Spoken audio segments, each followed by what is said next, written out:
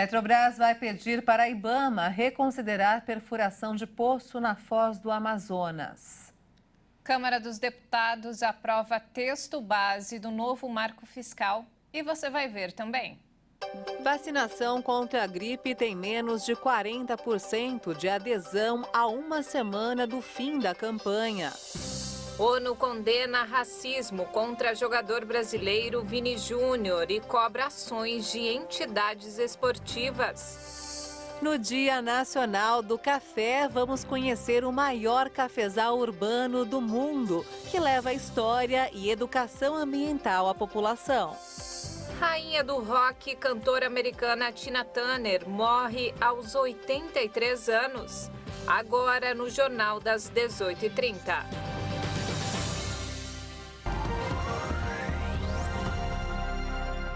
Olá, boa noite. São 18 horas e 33 minutos pelo horário de Brasília. Boa noite. Você acompanha agora as principais notícias do Brasil e do mundo desta quarta-feira.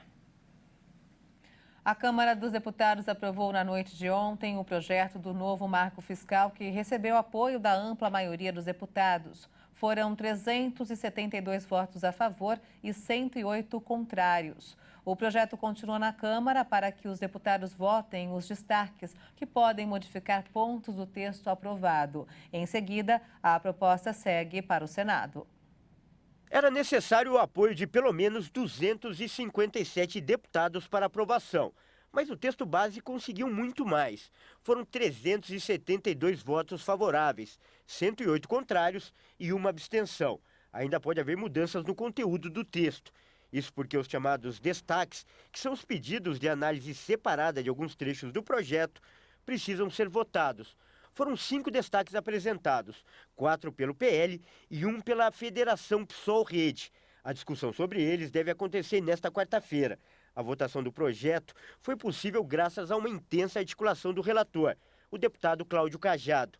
Para garantir o consenso e a aceitação da proposta, ele teve que se reunir com os líderes dos partidos e o presidente da Câmara, Arthur Lira. Ainda assim, houve apresentação de 109 emendas de plenário, mas todas foram rejeitadas. O presidente Arthur Lira destacou que o texto aprovado deve trazer segurança para o mercado, mas também levou em conta a responsabilidade social do governo. É uma sinalização para o país. O mercado tem a sua importância, os empresários têm a sua importância, a economia e o investimento privado precisa ser ressaltado como, com todo o rigor do texto, com as modificações que ocorreram por parte da Câmara, a gente tem a exata noção de que o Brasil não abriu mão da responsabilidade fiscal, mas vai olhar também para as desigualdades sociais, econômicas, estruturais. O projeto do novo marco fiscal foi votado em regime de urgência. A matéria foi apresentada pelo governo no Congresso no dia 18 de abril e agora seguirá para análise no Senado. A Petrobras anunciou que vai protocolar ainda esta semana um pedido para que o Ibama reconsidere a permissão para pesquisar nas reservas de petróleo na foz do Rio Amazonas. Na semana passada, o Ibama negou pela segunda vez a licença para perfurar um poço na região. No parecer, o Instituto afirmou que havia inconsistências no estudo ambiental. No comunicado de hoje, a Petrobras afirmou que cumpriu todas as exigências técnicas solicitadas e se comprometeu em aprimorar a proteção da fauna local. Ontem, representantes da Petrobras tiveram uma reunião com os Ministérios do Meio Ambiente e Casa Civil, das Minas e Energia e também com o Ibama para tratar deste assunto. Depois do encontro, a ministra Marina Silva disse que a decisão foi técnica e que tem que ser cumprida.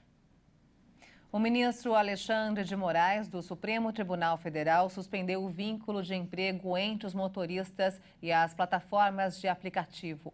Ele negou a existência de vínculo empregatício entre motorista e aplicativo de transporte, anulando o veredito do Tribunal Regional do Trabalho da Terceira Região de Minas Gerais. A estimativa é que 1 milhão de brasileiros trabalhem atualmente para plataformas de aplicativos como motoristas ou entregadores.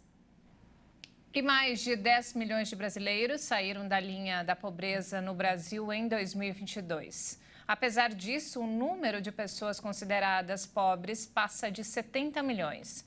Esses dados integram um estudo feito com base em dados da Pesquisa Nacional por Amostra de Domicílios do IBGE de 2022.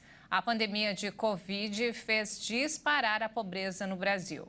Com isso, o número de brasileiros vivendo abaixo da linha da pobreza bateu recorde em 2021, com 81.200.000 pessoas. Essa foi a taxa de pobreza mais alta dos últimos 11 anos. Há uma semana do fim da vacinação nacional contra a gripe, o Brasil enfrenta uma adesão muito baixa à campanha. Até o momento, apenas pouco mais de 37% do público-alvo já se vacinou, bem longe da meta do Ministério da Saúde de imunizar 90% desse grupo. A vacina da gripe protege contra as principais cepas do vírus da influenza. Ela é anualmente atualizada para evitar casos graves e mortes. Todos os brasileiros acima de 6 meses de idade podem se vacinar e mais de 80 milhões de pessoas fazem parte do grupo prioritário. Só que desse grupo, quase 60% ainda não foram imunizados. Em 2019 e 2020, a cobertura de vacinação era bem alta, passava de 90%. Mas nos últimos 2 anos, o índice despencou no Brasil. No ano passado, a gripe provocou mais de 1.600 mortes em todo o país. Muita gente anda correndo da vacina. O pior índice é do Acre, que vacinou apenas 15% do público. Em seguida estão Rondônia e Roraima, que também estão com uma procura muito baixa. Por enquanto, não há previsão de prorrogação da campanha de vacinação contra a gripe iniciada em abril. O Ministério da Saúde anunciou que distribuiu mais de 80 milhões de doses da vacina trivalente produzidas pelo Instituto Butantan e pediu que os estados e municípios adotem estratégias para fazer as pessoas se vacinarem. E olha só, o caso do jogador Vinícius Júnior chegou à ONU. O Alto Comissariado da entidade para os direitos humanos condenou os ataques racistas sofridos pelo jogador brasileiro na Espanha. E foi além. Disse que as medidas que vêm sendo tomadas pelas entidades esportivas para combater o problema não são suficientes. A declaração foi feita pelo Alto Comissariado da ONU para Direitos Humanos, Volker Turk, em Genebra. O representante das Nações Unidas afirmou que as vítimas e afrodescendentes precisam ser ouvidos e contribuir para a elaboração das medidas para frear as violações. A declaração da ONU se soma à pressão internacional que ganhou uma dimensão inédita diante dos atos racistas, a começar pelo próprio Brasil, que transformou o tema em uma questão diplomática. Nos últimos dias, as autoridades espanholas e dirigentes esportivos decidiram tomar medidas para lidar com o caso de racismo contra o brasileiro. Prisões foram realizadas e multas aplicadas aos envolvidos. A Federação Espanhola de Futebol interditou parte do estádio do Valência, onde aconteceram os ataques, e também anulou o cartão vermelho recebido por Vini Júnior na partida, além de aplicar uma multa de 45 mil euros, o equivalente a 241 mil reais. Mas, para Turk, essas medidas ainda são insuficientes para combater o problema. Ele disse que a ONU pretende preparar um guia para as federações com os padrões dos direitos humanos. E veja a seguir, no Dia Nacional do Café, vamos conhecer o maior cafezal urbano do mundo que leva história e educação ambiental à população. E ainda, rainha do rock and roll, cantora americana Tina Turner, morre aos 83 anos. Nós voltamos em instantes, até já.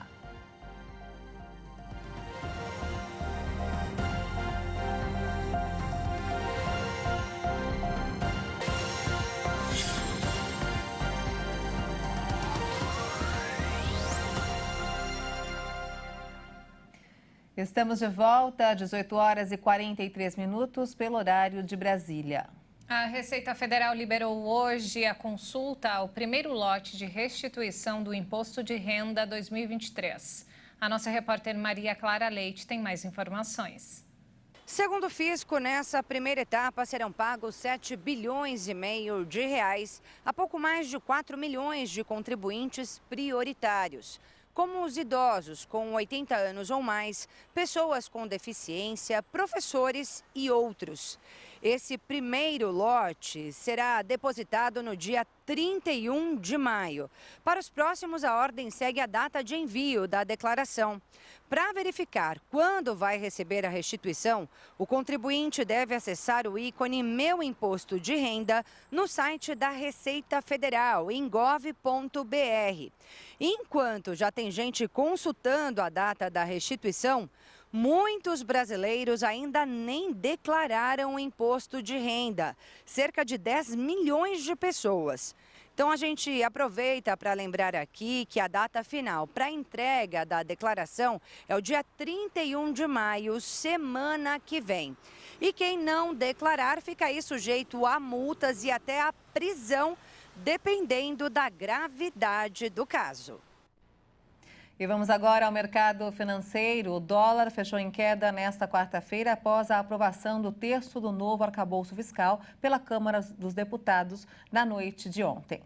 A moeda norte-americana recuou 0,36% e encerrou o dia cotada a R$ 4,95 na venda.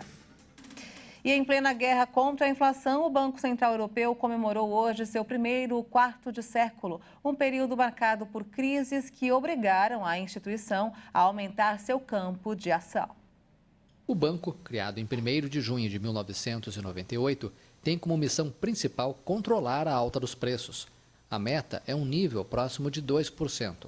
A inflação atingiu 7% em abril, impulsionada pelos preços da energia e dos produtos importados. Garantiremos o retorno da inflação para o nosso objetivo, assegurou a presidente do banco, Christine Lagarde, nesta quarta-feira.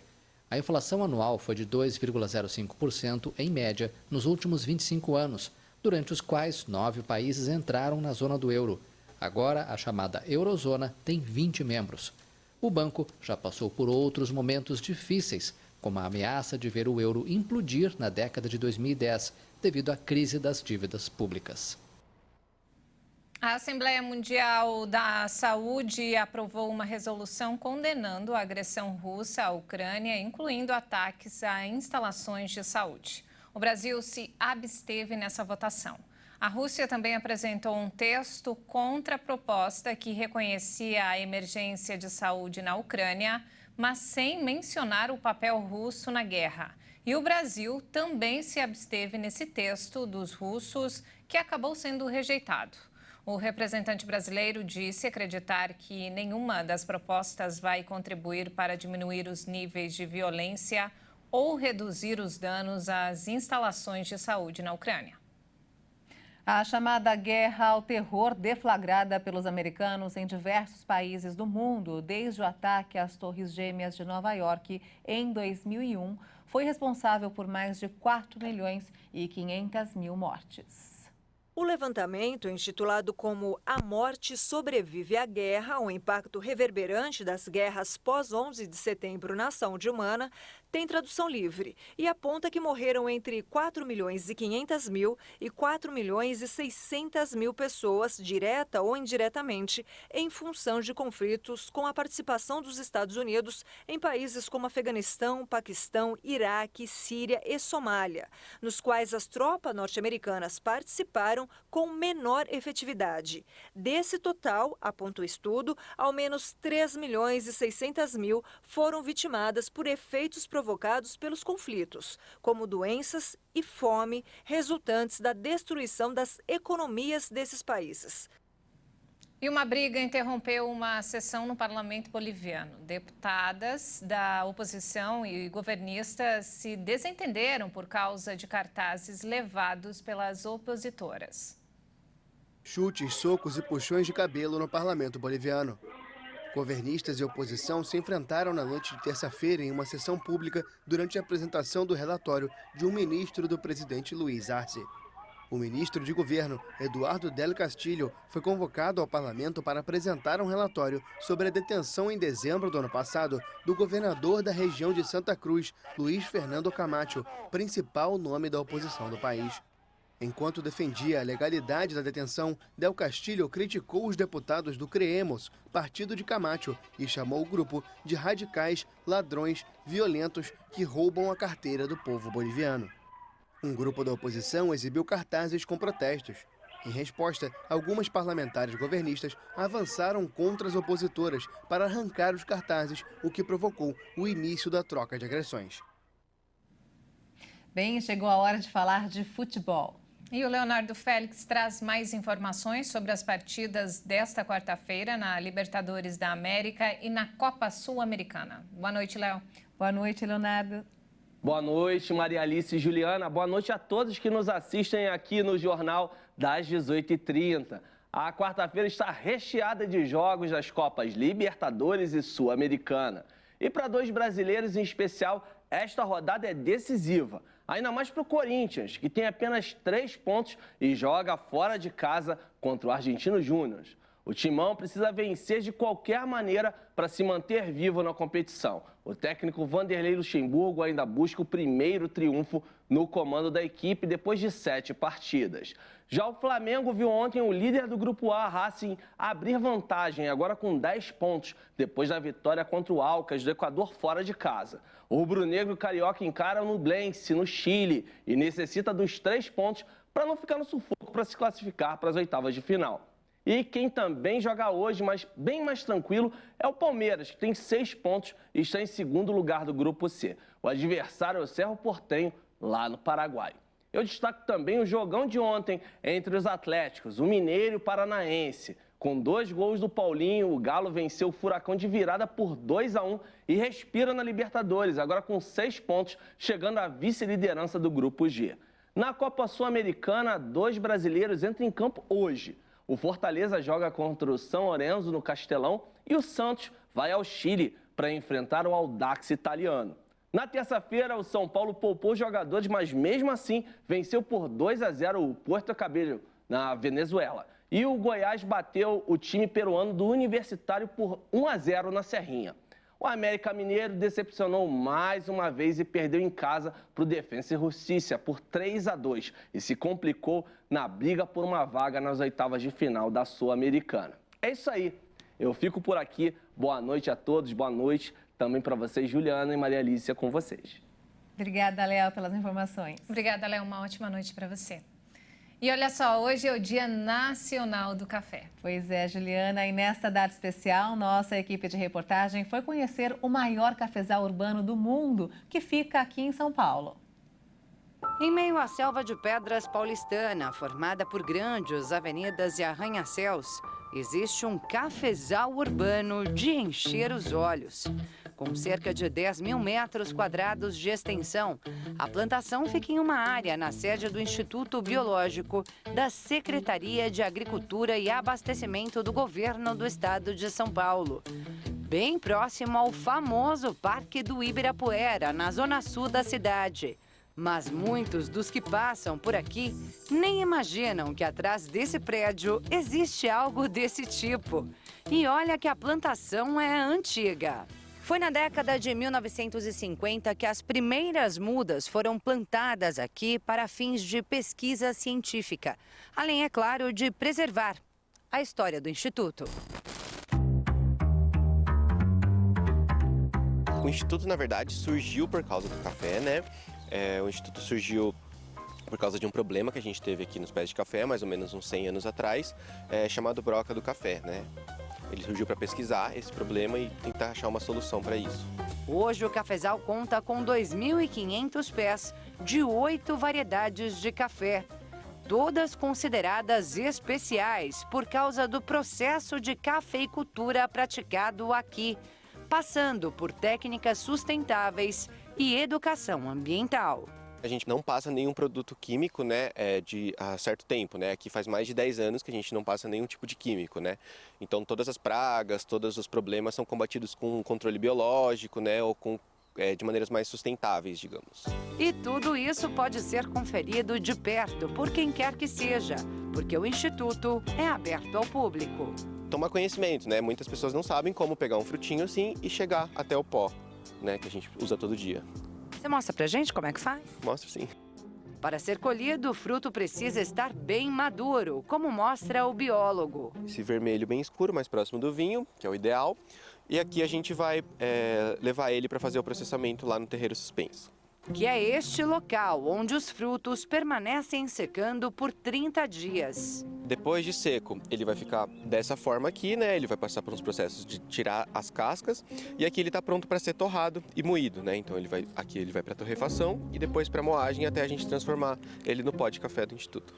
Ao longo de todo o ano, as visitas são liberadas para grupos de até 30 pessoas e devem ser agendadas pelo e-mail cafesalurbanoib@biologico.sp.gov.br. E neste sábado, dia 27 de maio, acontece o evento da colheita, às 9 horas da manhã. A entrada é gratuita. Para a população poder vir colher esse café e provar o café aqui do Instituto.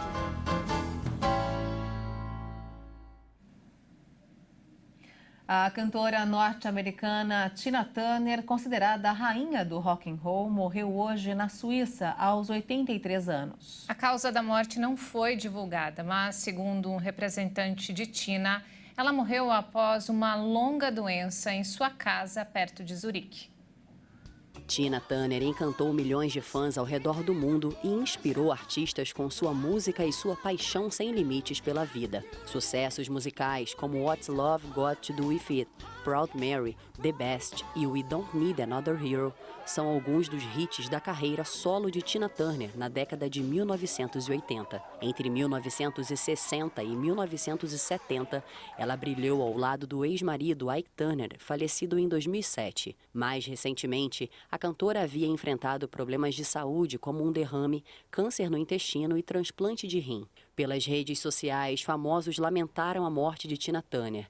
Entre as homenagens, o ator Dan Stubble disse que Tina será para sempre uma das maiores artistas e que apenas comentar sobre o seu legado parece pequeno demais diante do tamanho do seu reconhecimento. Nascida nos Estados Unidos, Tina se tornou um dos maiores nomes da música mundial ao entrar para o mundo do rock como uma das únicas mulheres nos anos 1960. 2 décadas depois, se tornou também estrela nas telonas no filme Mad Max. Tina Turner vendeu mais de 200 milhões de discos em todo o mundo e, ao longo da carreira, recebeu 12 prêmios Grammy. Voz incrível, hein? É inesquecível, né? Para sempre. E não temos mais tempo, essa edição fica por aqui. Mais informações ao longo da nossa programação. Obrigada pela companhia e ótima noite. Muito obrigada pela companhia, uma boa noite para você e até amanhã.